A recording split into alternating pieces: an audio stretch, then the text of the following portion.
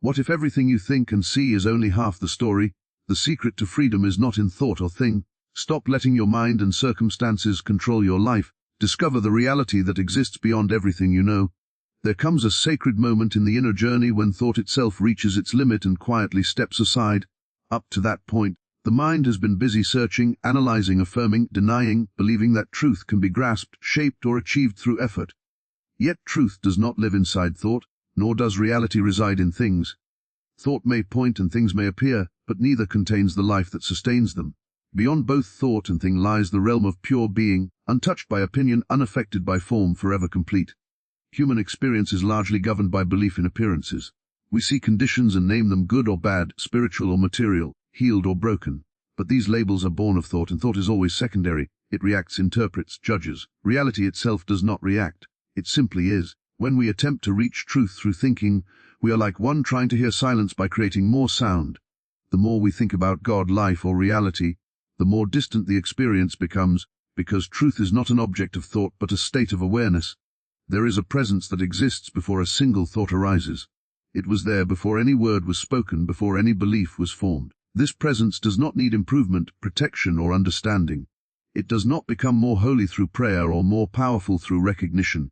It is already whole. When the mind grows quiet and releases its demand to know, fix, or control, this presence reveals itself effortlessly. Not as a vision, not as a voice, but as a deep inner certainty that needs no explanation. Things, too, lose their power when seen in this light. Matter, conditions, bodies, circumstances appear solid and convincing, yet they have no independent life of their own. They are effects, not causes. They are expressions, not origins. When we believe that life is in things, we become bound by fear of loss, change, and limitation. But when it is realized that life flows from a source beyond form, fear dissolves. What is real cannot be threatened by what is seen. Healing, supply, peace, and harmony do not come from manipulating thought or rearranging external conditions. They unfold naturally when consciousness rests above the level of mental effort. In this resting, there is no struggle to believe, no attempt to make something happen. There is only a gentle yielding, a quiet listening, an allowing of what eternally is to be known within. Action may follow, words may arise, but they come from stillness rather than strain. Above and beyond thought or thing is freedom. Freedom from the tyranny of the mind that insists on answers, freedom from the world that claims authority through appearances. In this higher awareness, life is experienced as effortless, guided, and sustained by an intelligence that does not need our help. When we live from this place, we discover that we were never meant to carry the weight of life on our thoughts or possessions. We were meant to rest in that which has always been complete, silently governing all. Living beyond the limits of human thought begins with the quiet recognition that thought, while useful, is not sovereign. Thought is a tool for navigating the surface of experience, but it was never designed to reveal the depth of being. It gathers impressions from the senses, organizes memory, and projects expectation, yet it cannot touch the source from which life itself flows. When one relies entirely on thinking to understand existence, reality is reduced to concepts, beliefs, and mental images, and life becomes something to be solved rather than lived. To move beyond thought is not to reject intelligence but to place it in its proper position, secondary to awareness. Human thought is always conditioned. It arises from past experience, cultural teaching, fear, desire, and hope. Even spiritual thought can become a refined form of limitation when it attempts to define the infinite. The mind asks questions, demands answers, and seeks certainty, but truth is not obligated to satisfy these demands. In fact, the deepest realities often appear only when the mind grows still. When thought pauses, even briefly, there is a sense of presence that does not depend on reasoning. This presence does not argue or persuade. It simply is, and in its quietness there is clarity without explanation. Living beyond thought does not mean becoming passive or empty. It means shifting identity from the thinker to the awareness in which thinking occurs. Thoughts come and go, but awareness remains unchanged. When one abides as awareness, thoughts lose their authority to define reality. Fearful thoughts may arise, but they are seen as passing shadows rather than commands. Limiting beliefs may surface, but they no longer dictate action or self-worth. Life begins to be experienced directly, not filtered through constant mental commentary. The struggle so many experience in spiritual practice comes from trying to use thought to transcend thought. Affirmations, arguments, and mental discipline may bring temporary comfort, but they still operate within the same confined circle. Beyond that circle is a natural state of receptivity where understanding is not manufactured but received. In this state, insight comes without effort, guidance appears without planning, and peace is felt without reason. This is not mystical escape but a return to what has always been present beneath mental noise. As one lives more frequently from this higher standpoint, the sense of personal doership begins to soften. Life no longer feels like a burden that must be managed entirely by the mind. Decisions unfold with less strain. Challenges are met with inner steadiness rather than panic. There is a growing trust in an intelligence greater than personal reasoning, an intelligence that moves life with precision and care. Thought still functions when needed, but it no longer rules as master. To live beyond the limits of human thought is to discover that existence is not fragile, not dependent on perfect thinking, and not sustained by constant mental effort. It is to rest in a deeper knowing that precedes every idea of success or failure, right or wrong, spiritual or material. In this resting one finds a freedom untouched by circumstance, a sense of being carried rather than pushing, a quiet assurance that does not need words or conclusions. The illusion of material form and appearances arises from the habit of believing that what is seen, touched and measured is the source of life rather than its expression. Human perception is trained from an early age to trust the evidence of the senses, to assume that solidity equals reality and that visible conditions possess independent power. Yet appearances are always changing. Bodies age, circumstances shift, possessions come and go, and emotions rise and fall. If reality were truly rooted in form, then stability would be impossible. The very impermanence of appearances reveals that they cannot be the foundation of what is real. Material form seems convincing because it occupies attention. Pain, pleasure, lack, and abundance announce themselves loudly to the senses, demanding response. Thought then interprets these appearances and assigns meaning to them, reinforcing the belief that they are causes rather than effects. In this way, form and thought support one another, creating a closed loop in which life appears confined to matter. Yet when one looks more deeply it becomes clear that no form exists without something animating it. A body without life is inert. A circumstance without consciousness has no meaning. What we call material is always dependent on an unseen source. The illusion lies not in the existence of form but in the belief that form governs life. When matter is believed to be the authority, fear naturally follows. The body must be protected, conditions must be controlled, and the future must be secured. This constant vigilance drains vitality and obscures the deeper reality that life is sustained from within, not imposed from without. Appearances then seem to threaten peace, while in truth they have no power to touch the essence of being. As awareness shifts inward, the dominance of appearances begins to weaken. One starts to notice that inner states often shape outer experience rather than the other way around. Peace within can exist even when circumstances are unsettled. Strength can be present even when the body feels weak. Supply can unfold in unexpected ways when the mind releases its rigid calculations. These observations are not theoretical but experiential, gently loosening the grip of material belief. Form is still seen, still engaged with, but no longer worshipped as ultimate reality. This does not mean denying the world or pretending that conditions do not exist. Denial keeps attention fixed on what it tries to escape. True transcendence comes from understanding that appearances are transient expressions, not final truths. They are like reflections on water, visible yet lacking substance of their own. When the water is stirred, the reflections distort, but the source of the reflection remains unchanged. In the same way, changing conditions do not alter the underlying life that gives rise to them. Freedom emerges as the spell of appearances breaks. The world is experienced with greater ease, less resistance, and fewer demands. Healing, harmony, and balance are no longer pursued by battling conditions but by aligning consciousness with the source beyond form.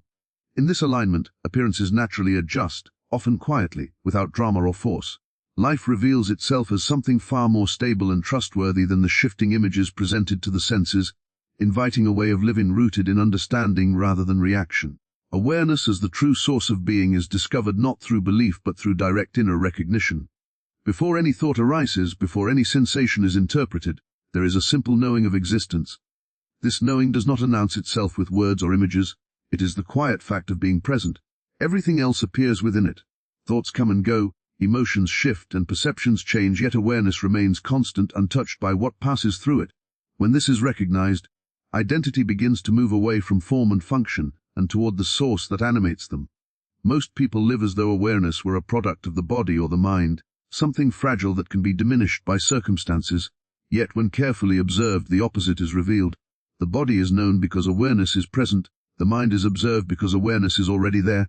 Even the sense of I as a person is seen as an object within awareness. This simple shift in observation carries profound implications. If awareness is what knows all experience, then it cannot itself be an effect of what it knows. It must be primary, self-existing and independent of conditions. From this standpoint, being is no longer something that must be achieved or maintained. It is already whole. Awareness does not need improvement, purification, or healing. It does not age, weaken, or grow stronger. These qualities belong to the objects appearing within it, not to awareness itself. When one rests in this recognition, there is a natural easing of effort. Life no longer feels like a constant project of self-construction. There is a quiet confidence rooted in what is unchanging rather than in what fluctuates. As awareness is acknowledged as the source, the sense of separation begins to dissolve. The division between inner and outer, self and other, subject and object softens. What once seemed external is now understood as appearing within the same field of knowing. This does not eliminate individuality, but it removes the belief in isolation. Compassion arises naturally, not as a moral obligation but as a recognition of shared being. Harm to another is felt as disturbance within the same awareness, while kindness resonates as harmony. Daily life also takes on a different quality. Actions still occur, responsibilities are met, and choices are made, but they unfold from a deeper center. Instead of being driven by anxious thought, action arises from clarity. Instead of reacting to appearances, there is a pause in which awareness registers what is happening before response forms. In this pause lies freedom. One is no longer compelled to follow every impulse or fear. There is space to allow a wiser movement to emerge. To live with awareness as the true source of being is not an escape from the world but a reorientation within it. The world is seen as an expression rather than a master. Success and failure, pleasure and pain, gain and loss continue to appear, but they no longer define identity. They pass through awareness without leaving permanent marks. In this living, there is a sense of being grounded in something vast and steady, a silent foundation that supports every experience without being altered by any of them, revealing life as an unfolding within presence rather than a struggle for existence. Resting in inner stillness rather than mental effort is a gentle yet profound shift from doing to being. The human mind is trained to solve, fix, analyze, and improve, and this habit carries over into spiritual life. Many approach inner growth as another task to accomplish, believing that greater effort will produce deeper peace. Yet stillness cannot be achieved through effort, because effort itself is movement of mind. True stillness is not something created. It is revealed when striving subsides and the compulsion to manage life through thought relaxes. Mental effort is rooted in the belief that something is missing and must be attained. The mind scans the past and future, attempting to secure safety or fulfillment. Even when it turns towards spiritual ideas, it often remains tense, watching for results, measuring progress, and judging experience. This tension keeps awareness occupied at the surface. Inner stillness, by contrast, arises when attention turns away from problem-solving and towards simple presence. It is the quiet willingness to stop pushing against what is, and to allow experience to unfold without immediate interpretation. Resting does not mean withdrawing from life or becoming indifferent. It means ceasing the inner resistance that comes from constant commentary. In moments of stillness, thoughts may continue to appear, but they no longer demand engagement. They pass like clouds across the sky of awareness. There is a felt sense of space around them, a recognition that they do not define reality. In this space the nervous system settles, the breath deepens, and a subtle ease replaces strain. This ease is not dependent on circumstances, it arises from alignment with what is already whole. As this resting becomes more familiar, guidance begins to arise spontaneously. Instead of forcing decisions through analysis, insight appears quietly, often when the mind is least busy. Words come at the right time, actions unfold naturally, and solutions present themselves without struggle. This does not mean the absence of challenges, but challenges are met from a place of steadiness rather than urgency. The intelligence that moves life is allowed to express itself without interference. Many fear that without mental effort, life will fall apart or become irresponsible. In practice, the opposite is discovered. When action flows from stillness, it is more precise and effective. There is less wasted energy, fewer reactive choices, and greater sensitivity to what is truly needed. One learns to distinguish between genuine intuition and mental noise, between quiet knowing and compulsive thinking. This discernment grows naturally through resting, not through analysis. Inner stillness also brings a sense of intimacy with life. Ordinary moments become rich and present. Listening deepens, seeing becomes clearer, and there is an appreciation of simplicity that was previously overlooked. The constant need to label, judge, and compare fades into the background. What remains is a direct experience of being alive, unfiltered and immediate. To rest in inner stillness is to trust that life does not require constant supervision by the mind. It is to recognize that the deepest order operates silently, beneath thought and effort.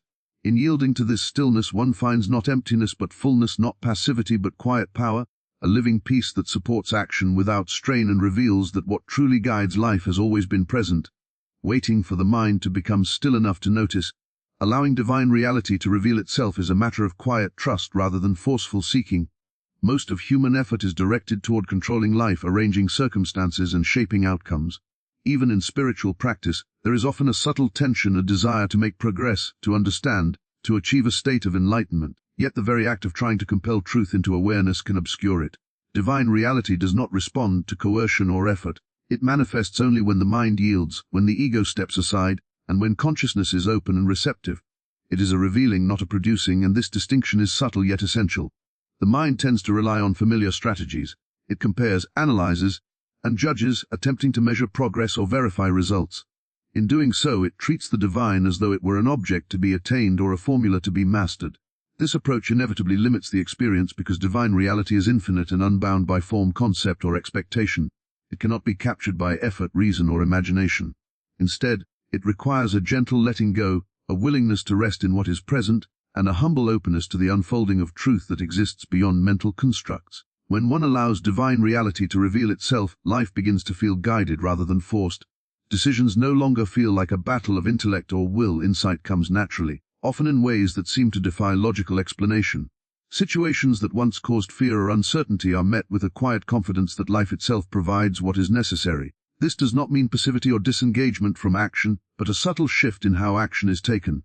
Actions arise from clarity rather than compulsion, from alignment with the flow of reality rather than from trying to impose personal control.